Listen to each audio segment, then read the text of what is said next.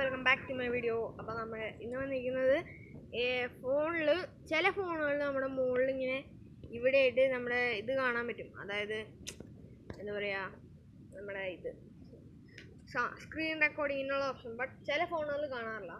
നമുക്കിവിടെ നോക്കിക്കഴിഞ്ഞ് കഴിഞ്ഞാൽ കാണാം.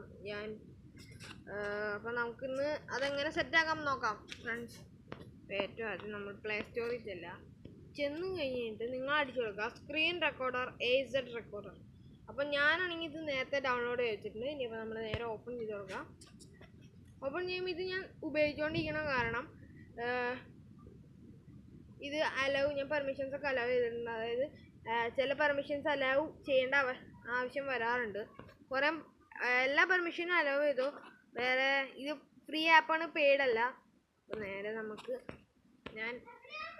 നമുക്ക് ഇവിടെ നോക്കിക്കഴിഞ്ഞ് കഴിഞ്ഞാൽ ഇവിടെ ഏതെങ്കിലും ഒരു ഭാഗത്തായിട്ട് ഇങ്ങനെ, അതായത് നമ്മളിപ്പോൾ റെക്കോർഡ് ഇങ്ങനെ ഇതല്ല വേറൊരു ഐക്കണായിരിക്കും.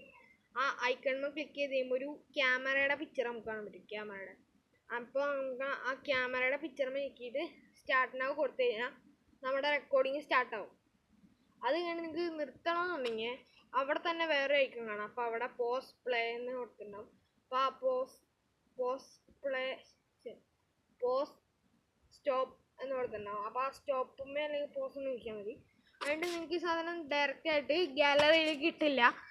നമുക്ക് ഈ ഫോണിൻ്റെ അതായത് ആ ആപ്പിൽ മാത്രമേ കിട്ടുള്ളൂ. അപ്പോൾ നേരെ ഇത് ഗാലറി കിട്ടണമെന്നുണ്ടെങ്കിൽ നേരെ നമ്മുടെ ആ ആപ്പിൽ ചെല്ലാണ്ട് ഇവിടെ ഷെയറിൻ്റെ ഒരു ഐക്കൺ കാണാൻ പറ്റും. നമ്മൾ കേട്ട് അപ്ലോഡ് ടു ഫോട്ടോസ് സെർച്ച് ചെയ്യുക. എന്നിട്ട് ഇവിടെ 1 ഫയൽ 47 MB അക്കൗണ്ട് നെയിം കാണിച്ചിട്ടുണ്ടാവും.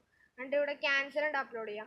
എന്നിട്ട് അപ്ലോഡ് ചെയ്ത് കഴിയുമ്പോൾ അത് ഫുൾ ഡൗൺലോഡ് ആയി കഴിയുമ്പോൾ തന്നെ ഗാലറിയിലേക്ക് വരും. അപ്പോൾ നമ്മൾ നേരെ പോവാം, നമ്മുടെ ഗാലറിയിൽ ഫോട്ടോസ് തുറന്നു കഴിയുമ്പോൾ നിങ്ങൾക്ക് കാണാൻ പറ്റും. ഇവിടെ സ്ക്രീൻ റെക്കോർഡർ ബട്ട് ചില ഫോണുകൾ ഉണ്ടാവും. അപ്പോൾ അത് എക്സാമ്പിൾ കാണിക്കാൻ വേണ്ടി എടുത്ത വീഡിയോ ആണ്. അപ്പം അത്രേ ഉള്ളൂ. അപ്പോൾ അടുത്ത വീഡിയോ വരുമ്പോഴേക്കും stay tuned and bye my friends.